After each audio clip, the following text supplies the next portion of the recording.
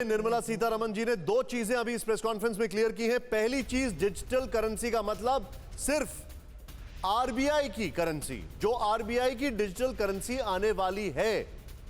दूसरा, इसमें क्रिप्टो वगैरह के मतलब नहीं है, वो प्राइवेट करेंसीज हैं।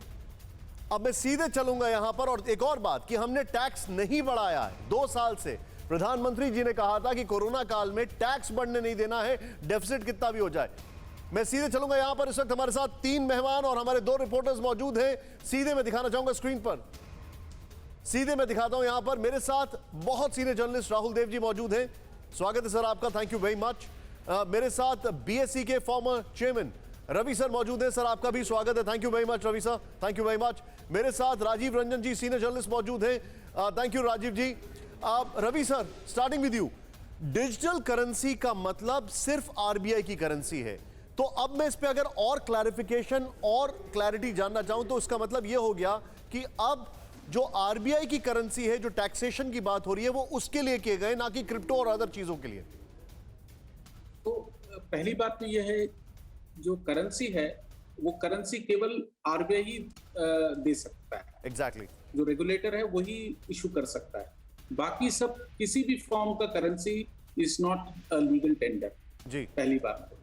तो अगर ये लीगल टेंडर है, जैसे कैश इन हैंड बोलते हैं, उसी तरह से करेंसी इन हैंड जो डिजिटल फॉर्म में होगा वही एक लीगल टेंडर होगा जो आरबीआई इस समय इसको इशू करेगा, पहली बात।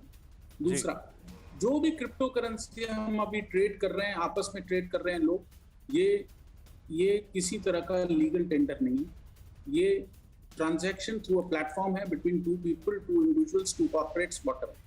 तो और ये एक ट्रेडिंग हो रहा है, इसके प्रॉफिट और लॉस इंडिविजुअल लेगा और उस पर टैक्सेशन होगा।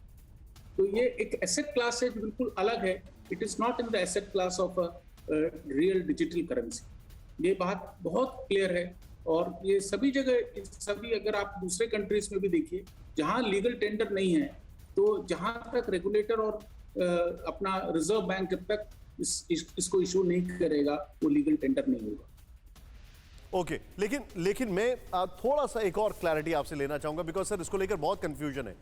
तो जो भी व्यक्ति अभी क्रिप्टो करेंसीज या पर्सनल करेंसीज, ये जो डिजिटल करेंसीज में डील कर रहा है, उसको ये नहीं समझना चाहिए कि सरकार ने इसको लीगल कर दिया है। एम आई राइट? बिल्कुल, बिकॉज ये तो क्लियर बोल दिया है कि ये रिजर्व बैंक ने इसको इशू नहीं किया है। ये बहुत क्लियर है। ये क्रिप्टो का जो आप अगर बिल भी देखेंगे तो किसी तरह का क्रिप्टो का ट्रेडिंग है, वो outside the ambit of regulation है। अभी तक इंडिया में कोई रेगुलेशन बना ही नहीं है crypto. Point taken sir. Corona धर्म नहीं देखता, जात नहीं देखता, अमीर गरीब ऊंच नीच नहीं देखता। कोरोना सिर्फ मौका देखता है, लेकिन आप उसे मौका मत दीजिए। बस इतना कीजिए, जब कभी दफ्तर से, बाजार से घर लौटिए तो इतना ख्याल जरूर रखिए, कहीं आपके साथ कोरोना आपके घर तो नहीं जा रहा। भूलिए मत, कोरोना अभी जिंदा है।